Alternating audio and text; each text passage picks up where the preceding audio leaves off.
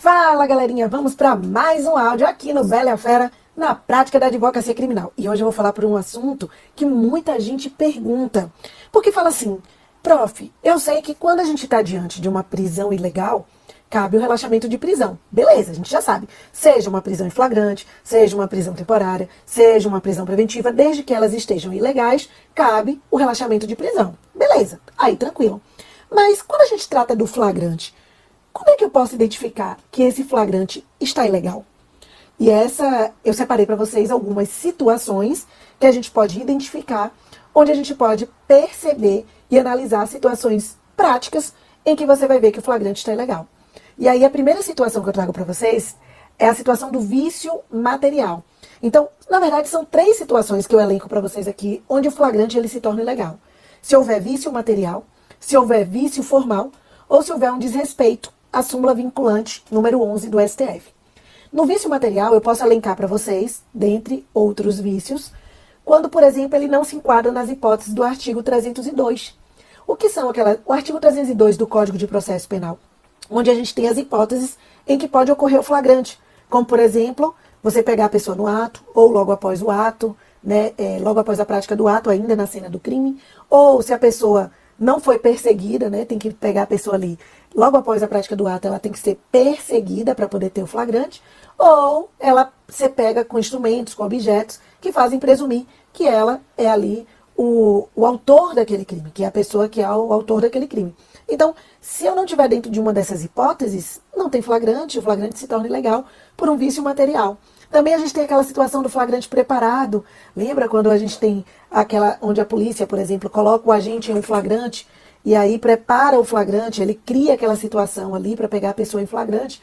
Então, também é um vício material. Ou até mesmo aquela situação do flagrante forjado. Quando, por exemplo, um policial plantou uma droga ali naquela pessoa, ou plantou armas no carro da pessoa para poder forjar o flagrante. São situações que a gente tem de vício material. Já no vício formal, você pode tratar, é o que a gente vê muito acontecer, para poder entrar com relaxamento de prisão, que diz respeito às formalidades, por exemplo, do auto de prisão em flagrante. Que, se eu não me atentar a essas formalidades, isso vai trazer as informalidades da prisão. Então, a gente vai ter que analisar, como assim? Como é que funciona, por exemplo? Quando uma pessoa é presa, tem que ser imediatamente essa prisão comunicada ao juiz, ao Ministério Público, à família do preso, ou a pessoa por ele indicada. Então, na hora que ele é preso em flagrante, que é conduzido até a delegacia, o delegado tem que fazer essa comunicação imediata da prisão. Então, depois que houve essa comunicação, aí o que ele vai fazer? O delegado, ele começa a fazer a lavratura do auto de prisão em flagrante. Então, ele vai ouvir em primeiro lugar o agente, depois as testemunhas, se houver, a vítima, se houver, porque se a vítima morreu, não vai fazer sessão espírita para poder ouvir a vítima. Então, assim, e se não houver testemunhas? E aí o delegado vai ter que ouvir de forma obrigatória 2 testemunhas, não testemunhas que viram fato, mas as testemunhas ali de entrega do preso, ou seja, que vai coletar a assinatura das testemunhas que presenciaram a entrega do preso. Então, lembrando que nesta situação a gente tem direito de permanecer calado. Mas o que acontece aqui? Se ele não fizer essa comunicação imediata da prisão, a gente está diante de um vício formal. E se você verificar isso, você pode pedir o relaxamento de prisão. Você pode entrar. E a segunda formalidade que eu elenco para você aqui é a expedição da nota de culpa. O delegado, ele precisa expedir a nota de culpa em 24 horas. Então, em 24 horas, ele tem que expedir essa nota de culpa e entregar essa nota de culpa ao preso. Então, a nota de culpa é o quê? Aquele documento que diz ao preso por que ele está preso, mostrando qual crime que ele praticou. E aí, nessas mesmas 24 horas, o delegado ele tem que remeter o auto de prisão em flagrante para o juiz. Então, ele tem que fazer isso. E aí, se o agente disse que não tem advogado, o delegado, nessas 24 horas, ele vai ter que informar o juiz e ao defensor público, mas ele tem que fazer isso. E se o delegado não fizer nessas 24 horas isso, não expedir essa nota de culpa, faltou uma dessas formalidades. Então, a prisão em flagrante ela vai estar ilegal. E aí cabe o quê? Relaxamento de prisão em flagrante. Se faltar algum desses requisitos formais, o auto de prisão em flagrante ele também vai ser nulo. Então, isso é importante você saber. A gente fala muito da relaxamento de prisão e não sabe quando as situações. E ainda temos mais outra situação aqui, que eu disse a vocês, eu estou elencando 3 situações, que é a ilegalidade também, pelo desrespeito à súmula vinculante número 11 do STF, que fala do uso das algemas. Muita gente não sabe disso.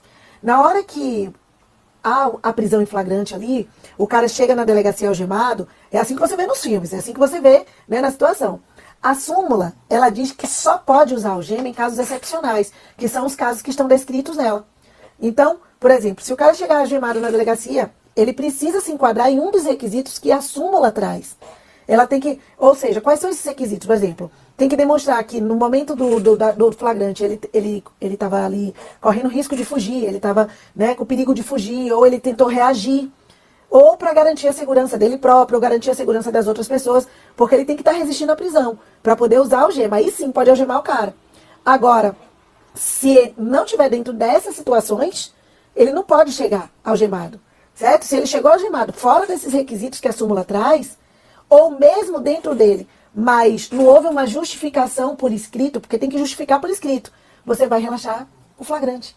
Por quê? Porque essa excepcionalidade, além de ter que ter esses requisitos da súmula, ela tem que ser justificada por escrito. Muita gente não sabe disso. E aí, mesmo que esteja dentro dos requisitos, mas não tenha justificação pelo escrito, não justificou por escrito o uso das algemas, você pode meter aí para dentro relaxamento de prisão. Tá bom? E aí, só que você vai fundamentar o seu relaxamento de prisão em quê? Na súmula vinculante número 11. Por quê? Porque ela é expressa sob pena de nulidade do ato.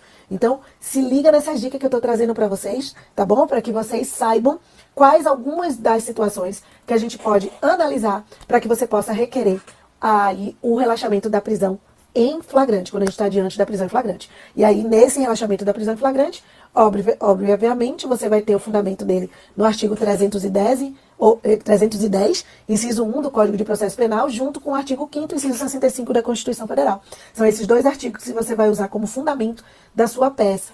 E o pedido que você vai fazer no relaxamento de prisão é que relaxe a prisão em flagrante e que tenha aí a consequente expedição do alvará de soltura. Tá bom? Fica aí a dica para vocês. E até a próxima dica. Um beijo no coração.